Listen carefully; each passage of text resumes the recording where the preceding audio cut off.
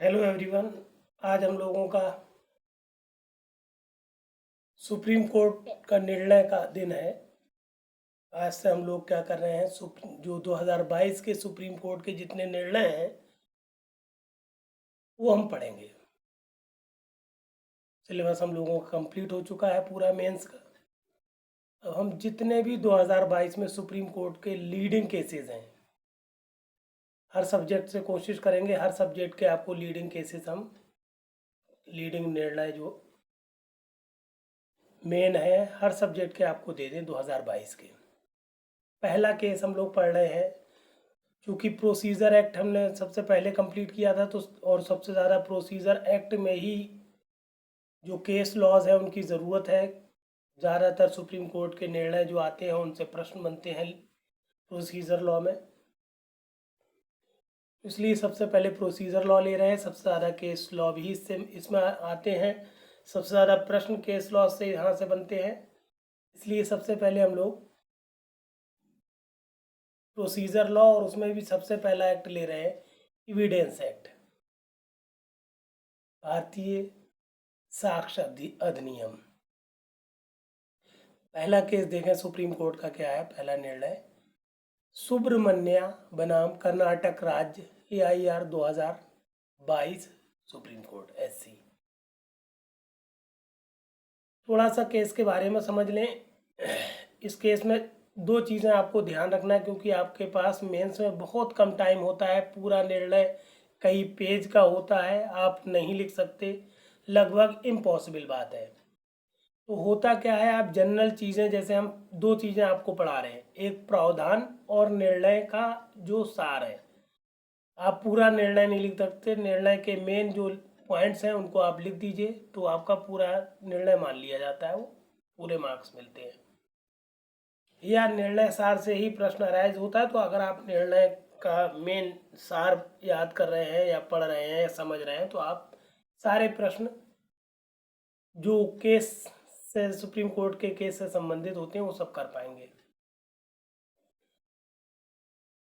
सबसे पहले हम पढ़ा रहे हैं इसमें आपको केस लॉ में प्रावधान। प्रावधान से आपको समझ में आएगा एग्जैक्टली केस में हुआ क्या है, और फिर आपको उसका निर्णय सार लिखना है। तो उन्हीं बिंदुओं पे, जिन बिंदुओं पे आपने प्रावधान किया था, प्रावधान में जो स्टार्टिंग की थी उसी का एंड कर देते हैं आप निर्णय सार में। तो सबसे पहले हम समझें कि एग्जैक्टली केस में है क्या। प्रावधान इसमें ये हुआ था, धारा 27 आपने जो एविडेंस में पढ़ी है, और धारा 30, इसके अनुसार जो सहअभियुक्त है उसने न्यायिकेतर संस्वीकृति के आधार पर मुख्य अभियुक्त जो अपीलार्थी है उसको भारतीय दंड संहिता की धारा 302 के अंतर्गत अपराध के लिए विचारण न्यायालय के द्वारा दोष मुक्ति तथा उच्च न्यायालय के द्वारा दोष सिद्धि की वैधता। हुआ क्या है मामला कि हत्या हुई, ऐसा इस केस में प्रावधान किया गया, बताया गया, आरोप लगाया गया कि हत्या की है कुछ लोगों ने मिलकर, और उनमें से एक सहअभियुक्त है, उसने धारा 27 के अनुसार संस्वीकृति दी, धारा 30 के अनुसार संस्वीकृति दी, और धारा 27 के अनुसार कुछ माल बरामद कराया है। ये सारी धाराएं आपको एकदम दिमाग में गूंजना चाहिए कि एविडेंस एक्ट की धारा 27 क्या कहती है, 30 क्या कहती है भारतीय, इसीलिए एक्ट सबसे पहले पढ़ा दिए हमने डिटेल्ड। तो हुआ ये है, जो अभियुक्त अपीलार्थी है उसको विचारण न्यायालय से दोष मुक्ति हो गई। अब चूंकि दोष मुक्ति हो गई तो वो दोष मुक्ति के खिलाफ या विरुद्ध जो अपील होती है वो 378 CRPC में होती है। अपील हुई, अपील में क्या हुआ, उच्च न्यायालय ने इसको जो दोष मुक्ति थी उसको दोष सिद्धि में कन्वर्ट कर दिया। तो पहले तो ये देखना है, सुप्रीम कोर्ट के पास ही जब ये मामला आया है कि ये दोष मुक्ति के बाद दोष सिद्धि जो उच्च न्यायालय ने की है क्या वो वैध है या नहीं, पहली बात। दूसरी बात ये है कि धारा 27 जो एविडेंस एक्ट की है, इसमें पंच साक्षियों के साक्ष्य का महत्व एवं पंचनामा की प्रक्रिया। धारा 27 में एग्जैक्टली जो अभियुक्त व्यक्ति होता है, जब वो अभिरक्षम होता है तो वो अपराध में किए गए वस्तुओं या तथ्यों की बरामदगी कराता है। तो जो बरामदगी अभियुक्त ने कराई है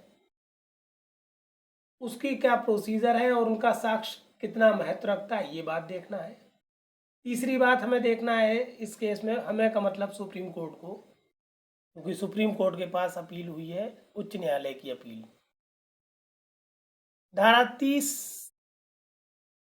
में चूंकि सही अभियुक्त की संस्वीकृति से संबंधित है धारा 30, तो उस पर देखना है कि साक्ष्य जो सही अभियुक्त देता है या संस्वीकृति करता है, क्या सचमुच में उस पर दोष सिद्ध की जा सकती है, क्या वो वैध है, ये देखना है सुप्रीम कोर्ट को। उसके बाद चौथे पॉइंट में देखना है कि धारा 8 जो अभियुक्त के आचरण और हेतु की ग्राह्यता की शर्तों के बारे में बताता है। धारा 8 बताता है हेतु, MPP मोटिव, M से मोटिव, P से प्रिपरेशन, हेतु बताता है, तैयारी बताता है, और तीसरा P, MPP में तीसरा P है पूर्व या पश्चात का आचरण, कि अभियुक्त का आचरण कैसा था, या उसने तैयारी की, या उसका मोटिव क्या था, इन सब बातों पर प्रकाश डालेगा सुप्रीम कोर्ट।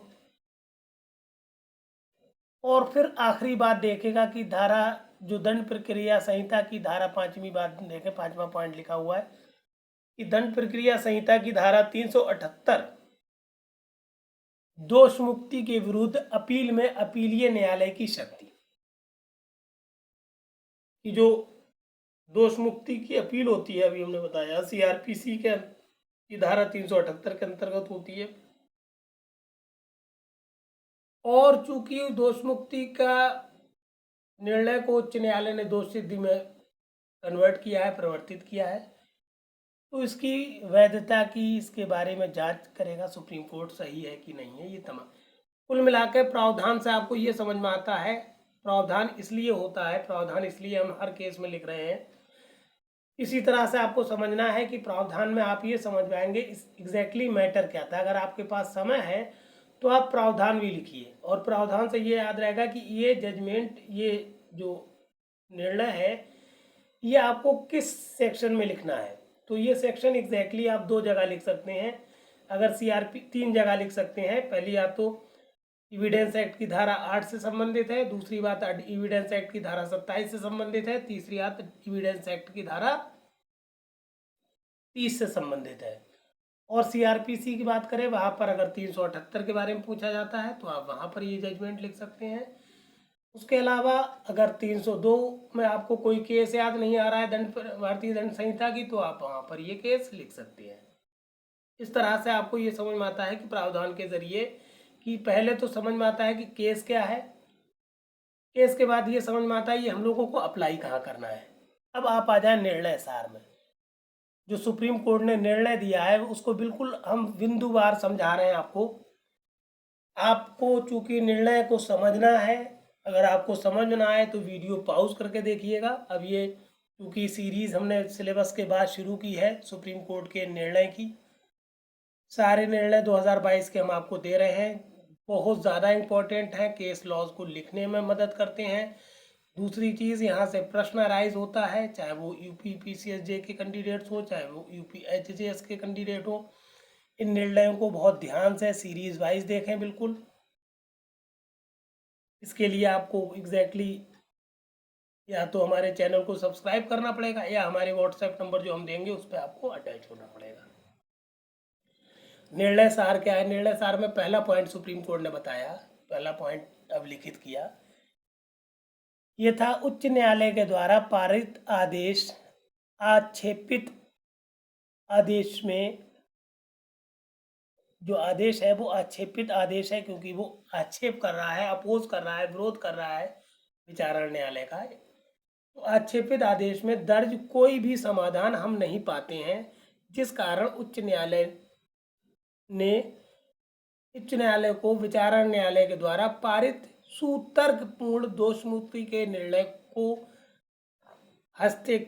हस्तक्षेपित नहीं करना चाहिए था। कहने का मतलब हुआ, सुप्रीम कोर्ट ने पहले ही पॉइंट में ये बात कह दी, पहले ही बिंदु में ये बात कह दी कि जो विचारण न्यायालय का निर्णय था, आदेश था, वो तर्कपूर्ण था, सुतर्कपूर्ण था। जो उसने दोष मुक्ति की थी अभियुक्त की, वो तर्कपूर्ण थी, सुतर्कपूर्ण थी।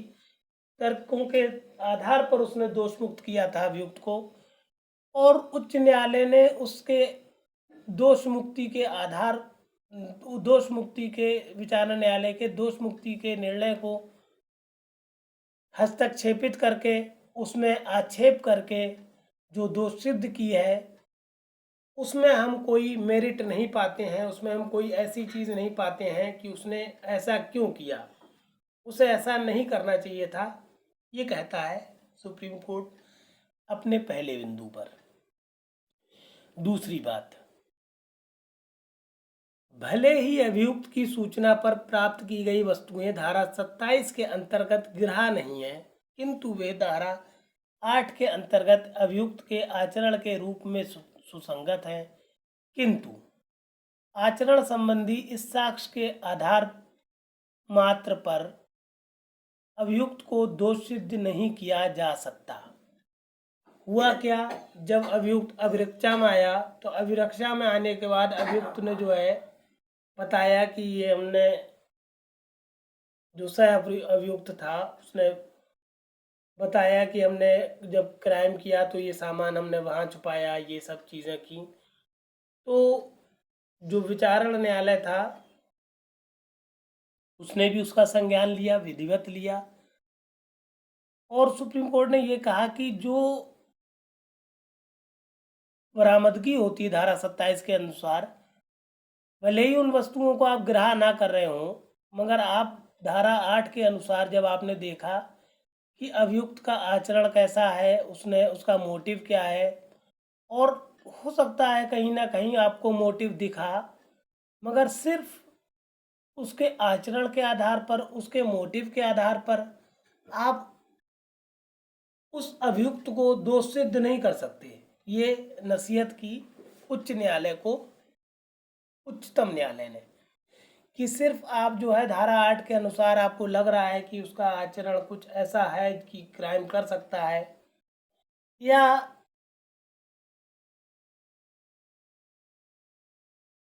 ऐसी आपको लग रही है, संभावना हो सकती है, तो आप सिर्फ संभावना के आधार पर किसी अभियुक्त को दोष सिद्ध नहीं करेंगे।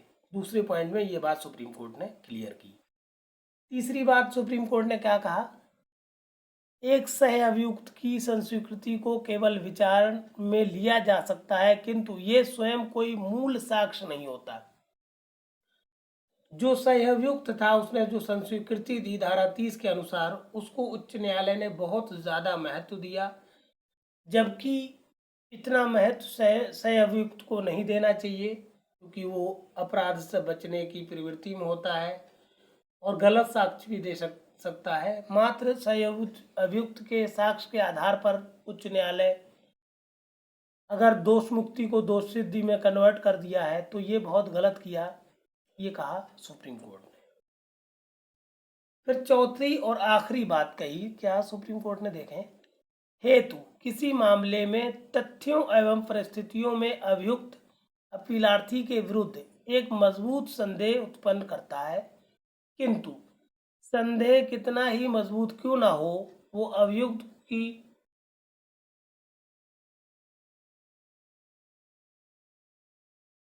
दोषता का सबूत के रूप में प्रतिस्थापित नहीं हो सकता। कहने का मतलब है जो उच्च न्यायालय था उसने धारा 8 का सहारा लिया और उसे लगा कि जो हत्या हुई है उसमें अभियुक्त व्यक्ति का मोटिव दिख रहा है, हेतु दिख रहा है, तो और संदेह भी था उच्च न्यायालय को कि इसने ऐसा किया होगा, अपराध किया होगा, हत्या की होगी। तो संदेह हो सकता है उच्च न्यायालय को, और क्योंकि संदेह का लाभ अभियुक्त को मिलता है, अभियुक्त व्यक्ति के पाले में जाना चाहिए था संदेह का लाभ, मगर उच्च न्यायालय ने क्या किया, संदेह का लाभ अभियुक्त को ना देके विपरीत पक्ष को दिया। और ये गलत किया उच्च न्यायालय ने, क्योंकि संदेह कितना ही ज़्यादा गहरा क्यों ना हो जाए, वो सबूत नहीं बन जाएगा और सबूत इस तरह से नहीं प्रतिस्थापित हो जाएगा कि वो अभियुक्त को दोषी करार दे दे। मतलब सिर्फ संदेह के आधार पर किसी अभियुक्त को आप दोषी करार नहीं कर सकते। कुल मिला के निचोड़ ये था, उच्च न्यायालय का निर्णय गलत था, उसको खारिज कर दिया सुप्रीम कोर्ट ने। और जो विचारण न्यायालय था उस निर्णय को पुनर्स्थापित किया, लागू रहने दिया। और इस तरह से जो अभियुक्त व्यक्ति था उसको फाइनली सुप्रीम कोर्ट से भी दोष मुक्ति का आदेश मिल गया और वो दोष मुक्त का, जो विचारण न्यायालय का निर्णय था उसके आधार पर दोष मुक्त रहा। ये पूरा केस है सुब्रमण्या बनाम कर्नाटक राज्य 2022 का केस है ये। आगे चले हम लोग। सुप्रीम कोर्ट का दूसरा निर्णय जो एविडेंस एक्सेस एक्ट से संबंधित है, भारतीय साक्ष्य अधिनियम से संबंधित है, निर्णय देखें हम लोग। निर्णय है चंदरपाल बनाम छत्तीसगढ़ राज्य AIR 2022 सुप्रीम कोर्ट। जितने भी निर्णय हम समझा रहे हैं अब आपको, जितने भी निर्णय हम पढ़ा रहे हैं, सारे के सारे सुप्रीम कोर्ट के निर्णय हैं। सारे के सारे केस जो है 2022 के हैं, लेटेस्ट हैं। अगर कहीं से हमसे डेट हो जाए या सुप्रीम कोर्ट की जगह कोई और कोर्ट कह दें तो आप उसको तथ्य की भूल माने, विधि की भूल नहीं। क्या है इस दूसरे निर्णय का प्रावधान 1 देखें। धारा 30, ये भी जो ये निर्णय है वो भी धारा 30 से संबंधित है, एविडेंस एक्ट की। पहला प्रावधान कह रहा है धारा 32 से अभियुक्त को न्यायिकेतर संस्वीकृति के आधार पर भारतीय दंड संहिता की धारा 302(34) के अंतर्गत दोष सिद्धि की वैधता। दूसरी चीज जो बहुत ही ज्यादा एविडेंस एक्ट में यूज होती है वो होती है लास्ट सीन टुगेदर। बहुत से निर्णय लास्ट सीन टुगेदर के आधार पर निर्णीत होते हैं। जब गवाह नहीं मिलते हैं या गवाह कहीं पर उपस्थित नहीं होते हैं तो बहुत सारे केसेस परिस्थितिजन्य आधार पर या लास्ट सीन टुगेदर के आधार पर दोष सिद्ध किए जाते हैं। तो इसमें भी वही प्रश्न उठा है, लास्ट सीन टुगेदर के आधार पर दोष सिद्धि की वैधता। दोनों ही बहुत ही महत्वपूर्ण पॉइंट है कि न्यायिकेतर संस्वीकृति, अभी हमने बताया है, पिछला केस भी लगभग ऐसे ही था। न्यायिकेतर का मतलब है न्यायालय के बाहर की संस्वीकृति, मतलब मजिस्ट्रेट या न्यायाधीश के समक्ष जो संस्वीकृति नहीं की जाती उसको कहते हैं न्यायिकेतर संस्वीकृति। और जो मजिस्ट्रेट या न्यायाधीश के समक्ष की जाती वो कहलाती है न्यायिक संस्वीकृति। तो ये दो चीज़ों को इसमें केस में सुप्रीम कोर्ट को देखना था कि धारा 30 के आधार पर, संस्वीकृति के आधार पर जो न्यायिकेतर संस्वीकृति है न्यायालय की बाहर की है, क्या उस पर दोष सिद्ध हो सकती है। उसके अलावा लास्ट सीन टुगेदर के आधार पर दोष सिद्ध की वैधता क्या है। निर्णय सार समझे हम लोग। न्यायिकेतर संस्वीकृति और लास्ट सीन टुगेदर के आधार मात्र पर दोष सिद्ध नहीं की जा सकती जब तक कि इन साक्ष्यों का अन्य साक्ष्यों से संपुष्टि न कर ली जाए। न्यायिकेतर संस्वीकृति केवल एक संपुष्टि कारक साक्ष्य होता है और लास्ट सीन टुगेदर में घटना और कथन में कम अंतराल होना चाहिए। तदनुसार अपीलार्थी की भारतीय दंड संहिता की धारा 302(34) सामान्य आशय से संबंधित है। 302(34) के अंतर्गत दोष सिद्धि निरस्त, दोष मुक्ति आदेशित। अब नीचे हमने थोड़ा सा और आपको डिटेल दे दी थोड़ी सी केस को समझने के लिए। एग्जैक्टली इसमें हुआ क्या, सत्र न्यायालय और द्वारा इस मामले में हुआ यह, थोड़ा सा और पीछे चले जाएं हम। प्रेमी प्रेमिका थे एक गांव के, और उन दोनों के शव जो थे पेड़ से लटके मिले। पेड़ से लटके मिले तो हुआ ये, इन लोगों ने आत्महत्या की थी इस तरह से, गले में फंदा डाल के। और जिस पर आत्महत्या के सबूत दिख रहे थे, क्योंकि हैंगिंग आई थी, जो मेडिकल रिपोर्ट थी उसमें हैंगिंग आई थी। तो आत्महत्या का मामला था जनरली सिर्फ। और आत्महत्या को के मामले को जब विचारण में न्यायालय ने भी गहनता से नहीं लिया, जो संस्वीकृति कर दी गई थी सहअभियुक्त द्वारा, उसकी बात को विचारण न्यायालय ने बहुत ज़्यादा अहम समझा। और उस सहअभियुक्त के आधार पर दोष सिद्धि की। और लास्ट सीन मतलब दोनों साथ दिखे थे, तो इस तरह से इन आधारों पर विचारण न्यायालय ने निर्णय दिया, जो कि त्रुटिपूर्ण था। उच्च न्यायालय ने भी उस पर मोहर लगा दी, और उच्च न्यायालय ने भी जो मेडिकल रिपोर्ट थी उस पर गहनता से विचार नहीं किया कि जब हैंगिंग आती है तो आत्महत्या का केस बन रहा था, वो क्यों अभियुक्त को दोष सिद्ध किया गया। तो विचारण न्यायालय ने भी गलती की, उसके साथ उच्च न्यायालय ने भी गलती की। गलती ये की कि आत्महत्या के केस में अभियुक्त व्यक्ति को 302(34) के अधीन दोष सिद्ध कर दिया अभियुक्त गण को, जो कि नहीं किया जाना चाहिए था। जब मामला सुप्रीम कोर्ट के पास आया, उसने गहनता से इन चीज़ों को देखा और उसने कहा कि जब आत्महत्या का सिम्टम्स दिख रहे हैं तो ना ही संस्वीकृति इतनी ज़्यादा, और संस्वीकृति भी क्या है, न्यायिकेतर संस्वीकृति है, इतना ज़्यादा महत्व नहीं रखती न्यायिकेतर संस्वीकृति, खाली संपुष्टि कारक साक्ष्य होती है। अगर इस न्यायिकेतर संस्वीकृति की अन्य तथ्यों के आधार पर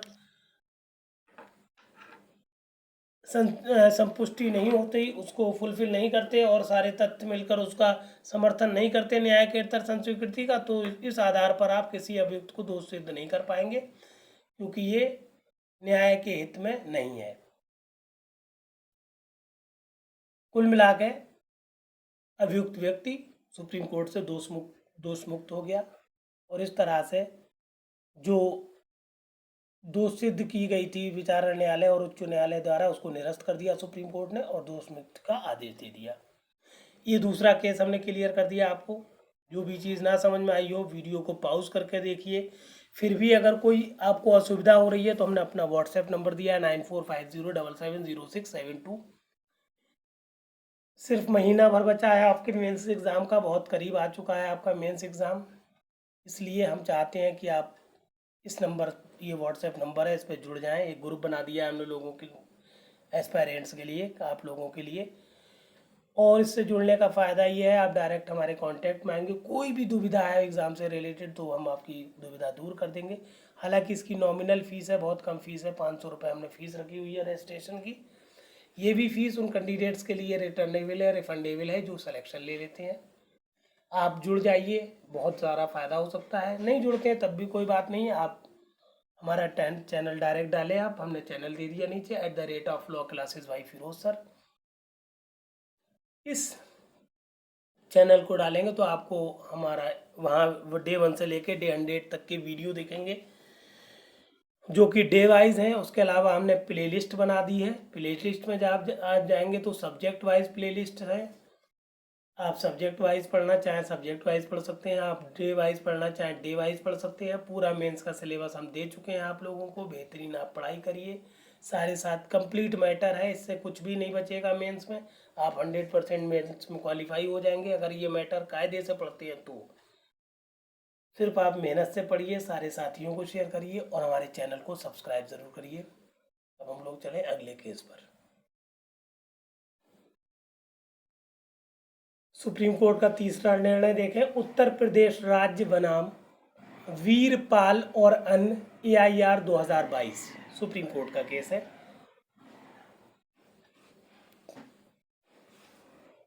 ये केस भी, इसका प्रावधान पहले देखें।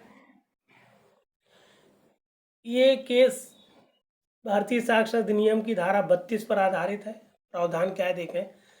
धारा 32(1) के मृत्युकालिक कथन मात्र पर विचारण न्यायालय के द्वारा मृतका के ससुर और सास जो कि प्रत्युत्तरदाता हैं को भारतीय दंड संहिता की धारा 302(34) के अंतर्गत दोष सिद्धि एवं आजीवन कारावास के दंड से दंडित किए जाने, किंतु अपील में उच्च न्यायालय द्वारा उन्हें दोषमुक्त किए जाने की वैधता।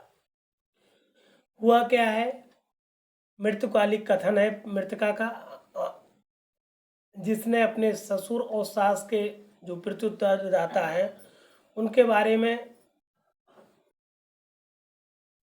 कथन दिया कि इन्होंने हमें जला के मार डाला, और उस आधार पर देखिए दोष सिद्ध की गई किसके द्वारा, विचारण न्यायालय द्वारा। ठीक, विचारण न्यायालय ने दोष सिद्ध की और दोष सिद्ध की आजीवन कारावास से दंड दिया इनको। मगर जब ये लोग अपील करने पहुंचे कहाँ, उच्च न्यायालय, तो उच्च न्यायालय ने इन प्रत्युत्तरदाता जो ससुर और सास हैं मृतिका के, उनको दोष मुक्त कर दिया। तो काफ़ी चैलेंजिंग ये निर्णय है, क्योंकि विचारण न्यायालय से दोष सिद्ध हुई है और उच्च न्यायालय से दोष मुक्ति हुई है। दोनों कंट्रास्ट मैटर फंस रहे हैं, इसलिए बहुत इंपॉर्टेंट हो गया सुप्रीम कोर्ट के लिए कि देखना कि कौन सा न्यायालय सही है। दूसरी बात थी, दूसरे प्रावधान में बात बताई गई, क्या मृत्युकालिक कथन मात्र पर दोष सिद्ध की जा सकती है। तो इस बार प्रश्न के बहुत बार प्रश्न आया है कि क्या सिर्फ मृत्युकालिक कथन पर दोष सिद्ध की जा सकती है किसी व्यक्ति की।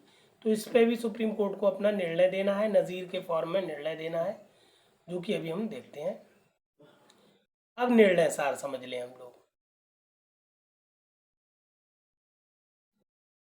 निर्णय सार क्या है निर्णय सुप्रीम कोर्ट का देखें। पहली बात, बहुत ध्यान से समझिएगा इसको, हम पढ़ रहे हैं पहले कि आपको क्या लिखना है निर्णय में।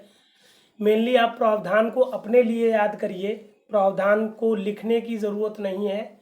प्रावधान आपको इसलिए हम पढ़ा रहे हैं कि आपको समझ में आए कि मैटर जनरली है क्या और कहाँ पर आपको अप्लाई करना है। तो या तो ये आप एविडेंस एक्ट की धारा 32 पूछी जाए वहाँ पर आप लगाएं, या उसके अलावा भारतीय दंड संहिता की धारा 302(34) में आप ये अप्लाई कर दें, या ये पूछा जाए क्या सिर्फ मृत्युकालिक कथन के आधार पर दोष सिद्ध की जा सकती है, तो वहाँ पर ये केस लॉ लिखें, या इस तरह का कोई प्रश्न इस केस लॉ से, इस निर्णय से कोई प्रश्न बनता है तो वहाँ ये ज़रूरत पड़ेगी आपको।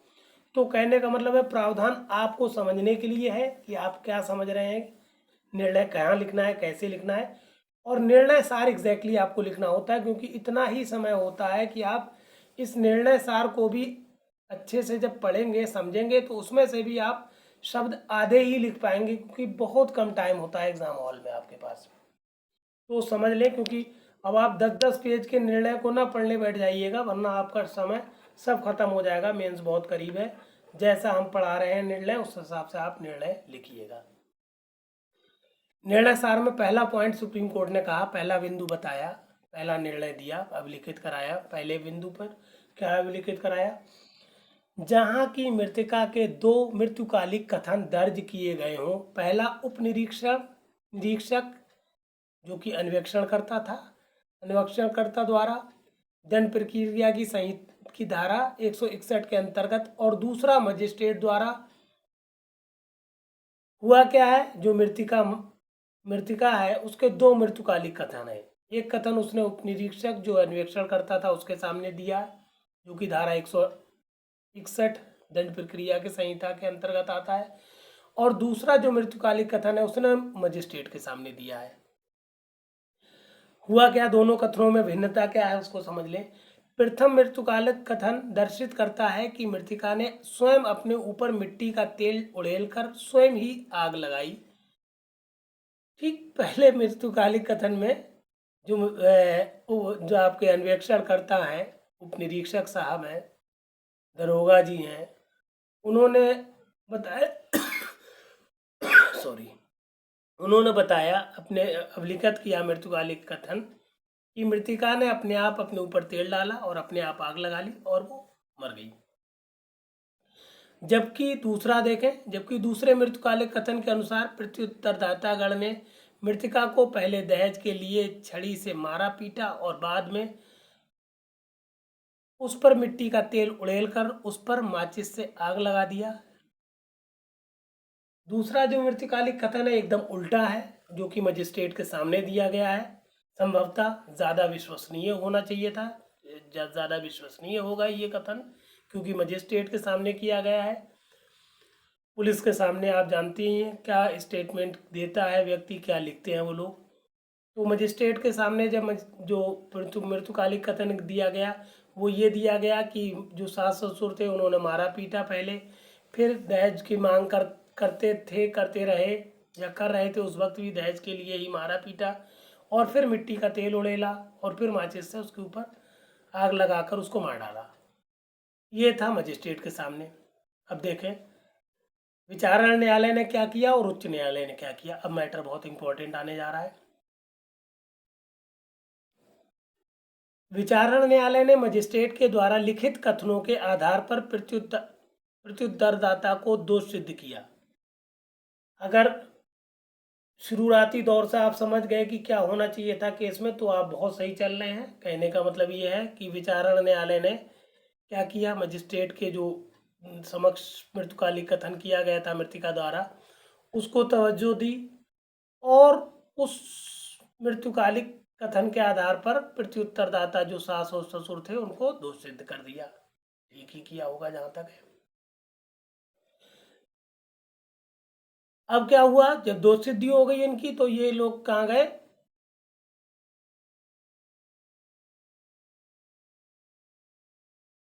उच्च न्यायालय गए और उच्च न्यायालय में अपील की। तब उच्च न्यायालय ने क्या किया देखें, किंतु उच्च न्यायालय ने अन्वेषणकर्ता द्वारा लिखित मृत्युकालिक कथन के आधार पर प्रत्युत्तरदाता को दोष मुक्ति कर दिया। उच्च न्यायालय ने विश्वास दिखाया किसके ऊपर, जो दरोगा जी थे, अन्वेषणकर्ता थे, उपनिरीक्षक थे, उनके ऊपर विश्वास दिखाया कि मृत्युकालिक कथन उनका सही है। और क्योंकि उनके हिसाब से जब मृतका ने स्वयं आग लगाई तो वो उत्तरदाता को दोष मुक्ति कर दिया गया। अब मामला चूंकि सुप्रीम कोर्ट में अपील हुई है उच्च न्यायालय की, अब उच्च न्यायालय की अपील सुप्रीम कोर्ट में उच्चतम न्यायालय में हुई, तो उच्चतम न्यायालय के पास चूंकि उच्चतम न्यायालय निर्णय लिख रहा है। अब उच्चतम न्यायालय ने क्या किया, इतनी समरी आप समझ गए होंगे केस की, पूरी जूस आ गया आपकी समझ में। अब हुआ क्या, क्या कह रहा है उच्चतम न्यायालय कि जो उच्च न्यायालय ने वहां उच्च न्यायालय ने दोष मुक्त कर दिया। वहां उच्च न्यायालय ने प्रत्युत्तरदाता को दोष मुक्ति दर्ज करने में त्रुटि कारित किया, विशेषकर तब जबकि मृत्युकालिक कथन के अलावा अन्य साक्ष्य तथा मेडिकल साक्ष्य भी इस कथन की संपुष्टि करते हैं जो मजिस्ट्रेट द्वारा लिखित था। कहने का मतलब है जब दोनों मामले देखे सुप्रीम कोर्ट ने तो उसने कहा कि जो उच्च न्यायालय ने जो अपना दोष मुक्ति का निर्णय दिया है ये बहुत गलत दे दिया, त्रुटि कर दी उन्होंने। तो उच्च न्यायालय ने अपना निर्णय देने में, क्योंकि पहली बात तो जो मृत्युकालिक कथन मजिस्ट्रेट के समक्ष दिया गया था वो ठीक था। और क्यों ठीक था, क्योंकि उसके समर्थन में और भी साक्ष्य है, मेडिकल साक्ष्य भी उस तरह से इंडिकेट कर रहा है कि सास ससुर ने ही जला के मारा है उसको। और इन चीज़ों की अनदेखी करके उच्च न्यायालय ने सिर्फ अन्वेषणकर्ता के साक्ष्य के आधार पर अन्वेषणकर्ता के मृत्युकालिक कथन जो लिखा है उसके आधार पर अगर दोष मुक्त किया तो उच्च न्यायालय ने गलत किया, ये कहा सुप्रीम कोर्ट ने। उसने कहा कि जो मजिस्ट्रेट के समक्ष मृत्युकालिक कथन था वो ठीक था और दोष सिद्ध होना चाहिए था। अगले पेज पर पढ़ाया जाएगा आपको कि दोष सिद्धि जो विचारण न्यायालय की है वो बरकरार रहेगी, ये कहेगा उच्चतम न्यायालय। अगले पेज पर देखें हम लोग। फाइनली तदनुसार विचारण न्यायालय की दोष सिद्धि पुनर्स्थापित। उच्चतम न्यायालय ने भी विचारण न्यायालय की जो दोष सिद्धि थी उसको पुनर्स्थापित रखा, बरकरार रखा। उच्च न्यायालय के निर्णय को निरस्त कर दिया। और चूंकि दूसरा प्रावधान था कि सिर्फ मृत्युकालिक कथन के आधार पर दोष सिद्ध की जा सकती है, उसको भी बिल्कुल क्लेरिफाई कर दिया, जैसा कि सुप्रीम कोर्ट बहुत से केसेस में बता चुका है, कह चुका है, निर्णय दे चुका है कि मात्र मृत्युकालिक कथन के आधार पर अभियुक्त की दोष सिद्धि में कोई बाधा नहीं है। सिर्फ मृत्युकालिक कथन पर किसी भी व्यक्ति को दोष सिद्ध किया जा सकता है, अभियुक्त को दोष सिद्ध किया जा सकता है।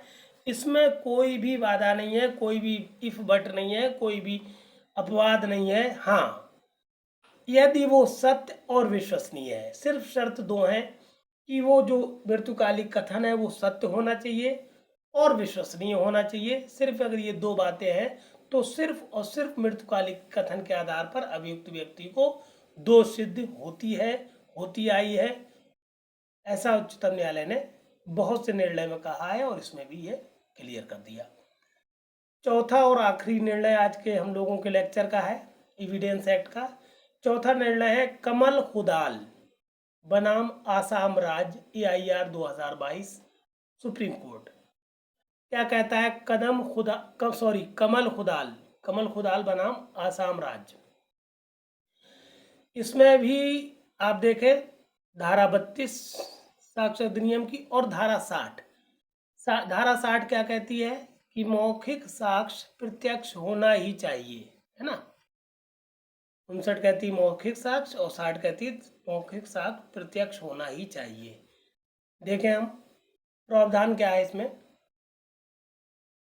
धारा 32 और 60 या ऑब्लिक 60 पहला प्रावधान है घायल व्यक्ति के द्वारा अपने परिचित व्यक्ति से किए गए मौखिक मृत्युकालिक कथन के आधार पर अपीलार्थी की भारतीय दंड संहिता की धारा 302-34 के अंतर्गत दोष सिद्ध की वैधता।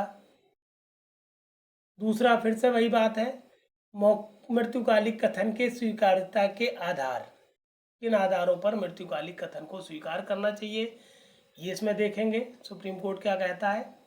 और सबसे पहली बात, पहला प्रावधान है कि कोई व्यक्ति है जिसने मृत्युकालिक कथन किसी अपने परिचित व्यक्ति को दिया है और उस परिचित व्यक्ति ने उसके मौखिक कथन को, चूंकि अब वो हो गया मौखिक कथन, उसको न्यायालय में पेश किया और उसके आधार पर जो अपीलार्थी है उसको सजा हुई है 302-34 के अनुसार।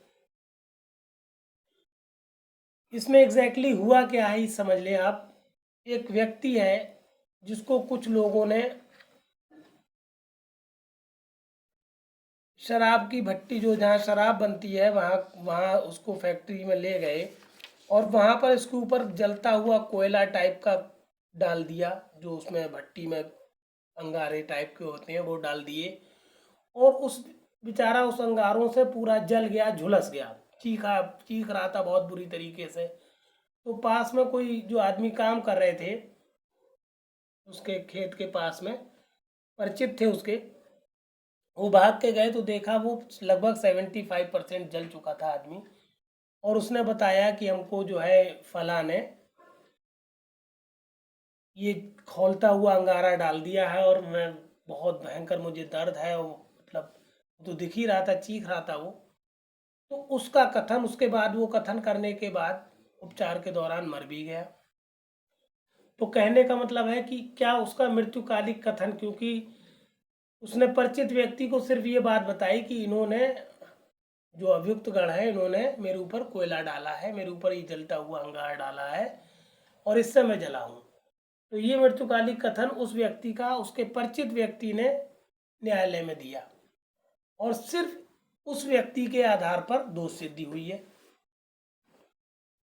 परिचित व्यक्ति के मौखिक कथन के आधार पर, जो कि मृत्युकालिक कथन कहलाएगा उस व्यक्ति की तरफ से। निर्णय सार क्या कहता है इसका देखें। जहां की घटना खुले क्षेत्र के एक परिसर में घटित हुई और मृतक ने अपनी मृत्यु से पूर्व अपने साथ घटित घटना का विवरण अपने एक परिचित से बताया, वहां उक्त परिचित व्यक्ति द्वारा कथित उक्त मौखिक मृत्युकालिक कथन के आधार पर अपीलार्थी की भारतीय दंड संहिता की धारा 302-34 के अंतर्गत दोष सिद्धि विधिपूर्ण है।